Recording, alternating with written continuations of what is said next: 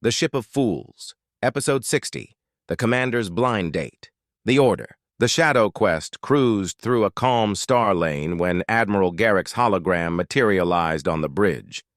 She wore the expression of someone about to assign a mission that would ruin someone's week.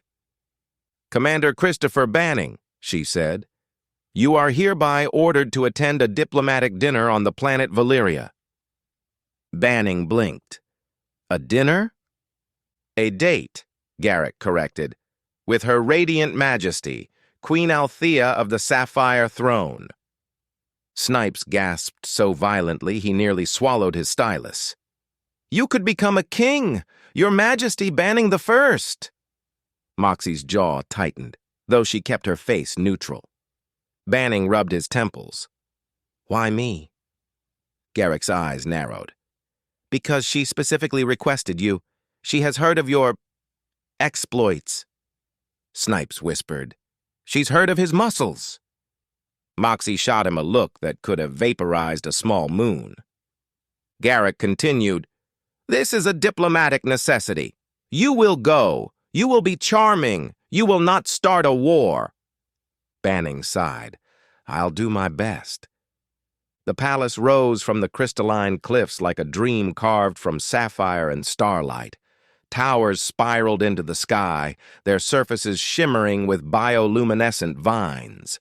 Waterfalls cascaded down terraces into pools that glowed with soft blue fire. Banning stepped out of the shuttle in full dress uniform. Snipes saluted dramatically. "Good luck, Your Majesty." Moxie muttered, "Don't encourage him." Inside, the palace was even more breathtaking. Vaulted ceilings of translucent crystal, floating lanterns drifting like fireflies, and guards in ceremonial armor that gleamed like obsidian. Queen Althea awaited him at the top of a sweeping staircase. She was radiant, tall, poised, with silver-blue skin and eyes like molten gold. Her gown shimmered with embedded starlight. "Commander Banning," she said warmly, "at last." Banning bowed. "Your Majesty," she smiled. "Tonight I am Althea, and you are simply Christopher." He swallowed. "Then, Christopher it is. Althea." The dining hall was a cathedral of light. A long table stretched beneath a canopy of floating constellations. Dishes from across the galaxy were arranged like edible art. Althea poured him a glass of luminous wine. "I have followed your career," she said. "Your victories, your courage, your refusal to bow to tyrants." Banning cleared his throat.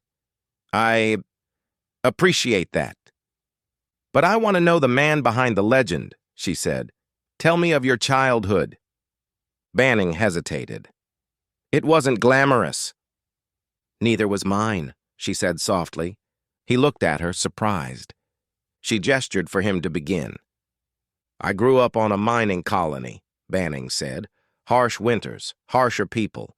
My father worked the drills. My mother kept the peace between the workers. I learned early that life doesn't give you anything unless you fight for it." Althea listened intently.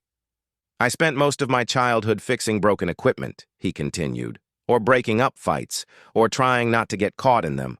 I joined the fleet because it was the only way off that rock." Althea smiled gently. "And now you command a starship." Banning shrugged. "I just try to keep my crew alive." She took a slow sip of wine. "I was born into a palace," she said, "but I was not raised in luxury. My mother died when I was young. My father was assassinated when I was 12. I was crowned queen before I understood what it meant to be one." Banning's expression softened. "I spent my childhood learning how to survive," she said. "How to smile at people who wanted me dead. How to wield a spear before I could write my own name. How to rule a world that never stops bleeding." She looked at him, her golden eyes shimmering. "You and I are not so different, Christopher. We both learned to fight before we learned to live." He nodded slowly. "Maybe that's why you asked for me." She smiled. "Maybe." A faint metallic click echoed from the shadows. Banning's instincts flared. He flipped the table just as a plasma bolt tore through the air. The table exploded in a shower of crystalline flame. Althea gasped. "Assassins!" Banning drew his sidearm. "Stay behind me!" Althea grabbed a ceremonial spear. "Absolutely not!" Masked assassins descended from the balconies, moving with lethal precision. Banning met them head-on. He slammed one into a pillar hard enough to crack the stone. Another lunged with a blade. Banning twisted, disarmed him, and hurled him across the hall. Althea fought beside him, her spear a blur of silver light. She moved with the grace of a dancer and the ferocity of a warrior born. "Your Majesty!" Banning shouted. "This is not safe." She impaled an assassin through the chest. "I am the Queen of Velyria. Safety is a luxury I have never known." Together they cut through the attackers like a storm tearing through a forest. When the last one fell, the hall was a ruin of shattered crystal, burning tapestries and overturned furniture. Althea brushed dust from her gown. "Shall we continue dinner?" Banning stared. "You're serious?" She smiled. "Very." They sat at the one intact corner of the table, surrounded by smoke and debris. A half-destroyed chandelier dangled above them, swaying gently. Banning took a bite of roasted starfruit. "This is surprisingly good." Althea laughed softly. "Assassination attempts are common here. One must learn to enjoy life between them." Her gaze lingered on him, warm, admiring, almost tender. Banning shifted. "Your childhood? It must have been lonely." "It was," she said, "but tonight I do not feel alone." He looked away, unsure how to respond. Another explosion rocked the palace. Banning stood. "Later," she smiled. "Later." The palace shook as armored mercenaries breached the outer walls. Plasma fire lit the corridors. Guards fell. Servants screamed. Banning charged into the fray like a force of nature. He tackled one mercenary through a stained glass window. He ripped a rifle from another and used it to knock 3 more unconscious. He fought with brutal efficiency. Elbows, knees, fists, whatever worked.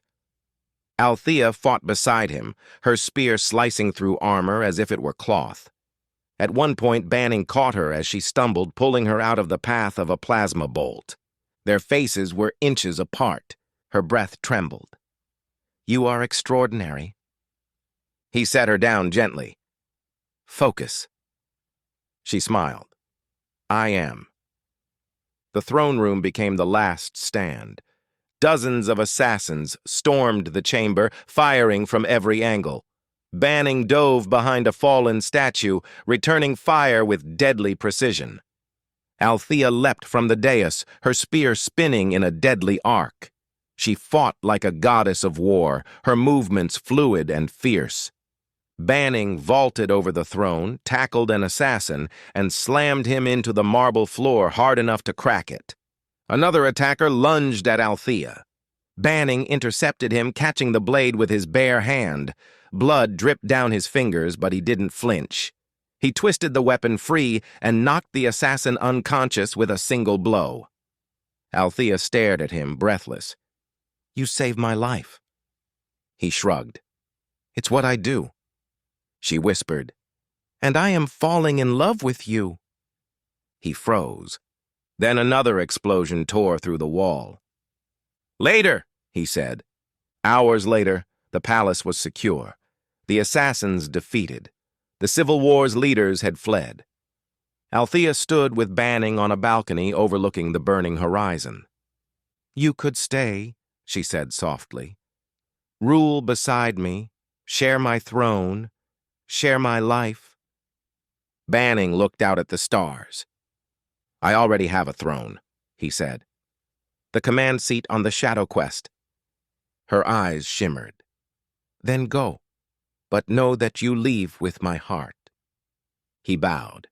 "And you have my respect and admiration, Althea." Epilogue. Homecoming. The shuttle doors hissed open, and Commander Christopher Banning stepped back onto the Shadow Quest with the posture of a man who had survived a war, a date, and several emotional landmines in rapid succession. Snipes was waiting for him. Not standing, not leaning, waiting, like a puppy who had consumed 3 espressos and a conspiracy theory. The moment Banning's boots hit the deck, Snipes saluted so hard he nearly dislocated his shoulder. "His Majesty returns from his royal romance." Banning closed his eyes. "Snipes, please don't." "Oh, I will," Snipes said. "I absolutely will. I have questions, I have charts, I have theories, I have—" Moxie walked past them without a word. Not a glance, not a nod, not even the usual sarcastic eyebrow. Just a cold, silent breeze of disapproval. Banning blinked. "Moxie?" She kept walking. Snipes whispered loudly, "She's mad because the Queen was hot." Banning glared. "Snipes!" Snipes held up his hands. "Hey, I'm just reporting the emotional weather." Aurora flickered into existence beside them, her hologram shimmering with a faint blue glow. "Commander," she said, "I have compiled a holographic record of your evening." Banning's eyes widened. "Aurora, no—" Too late. A full 3D projection burst to life in the corridor. Banning and Queen Althea fighting back-to-back in the throne room, their movements synchronized, their expressions fierce and focused. Snipes gasped like he was watching a season finale. "Oh, my stars," he whispered. "You two look like the cover of a romance novel." The hologram shifted to the moment Althea stumbled, and Banning caught her, their faces inches apart. The Queen's gaze lingered on him with unmistakable affection. Snipes clutched his chest. "She looks at you like you're an old-time movie star." Banning groaned. "Aurora, turn it off." Aurora did not turn it off. Instead, she zoomed in. Moxie, halfway down the corridor, stopped. Her shoulders stiffened. She didn't turn around, but the tension radiating off her was enough to power a small moon. Banning took a step toward her. "Moxie!" She raised a hand without looking back. "Don't!" He froze. Snipes whispered, "Oh, you're in trouble." Banning rubbed his forehead. "I didn't do anything." Snipes shrugged. "You didn't have to. You just exist in a way that makes queens fall in love with you. It's a curse, really." Aurora added helpfully, "Statistically, Commander Banning is considered highly attractive by 37% of known humanoid species." Banning stared at her. "You're not helping." Snipes nodded. "No, she is. She's helping me. I love statistics." Moxie finally turned around, slowly, deliberately, and walked back toward them. Her expression was calm, but her eyes were sharp enough to cut through hull plating. "Commander," she said, "I trust the mission was productive." Banning swallowed. "We survived several assassination attempts." "Yes," Moxie said, "I saw." She gestured at the hologram, which was now replaying the moment the Queen brushed dust off Banning's uniform with a tender smile. Snipes whispered, "That's the part where she fell in love with him." Moxie's jaw tightened.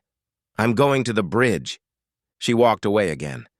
This time, Banning didn't try to stop her. Snipes patted his arm. "Don't worry. She'll forgive you eventually." Banning sighed. "I didn't do anything wrong." Snipes nodded sympathetically. "That's the worst part." Aurora flickered. "Commander, would you like me to delete the holographic footage?" "Yes," Banning said immediately. Aurora paused. "I cannot. Snipes has already made 12 backup copies." Snipes grinned. "For research." Banning groaned. "This is going to be a long week." The Shadow Quest sailed on, carrying a commander who had survived assassins and romance, the memory of a queen who still dreamed of him, a first officer who refused to speak to him, and a crew who would never let him forget his blind date. End of episode 60. The missions of the Shadow Quest, the Ship of Fools, to be continued.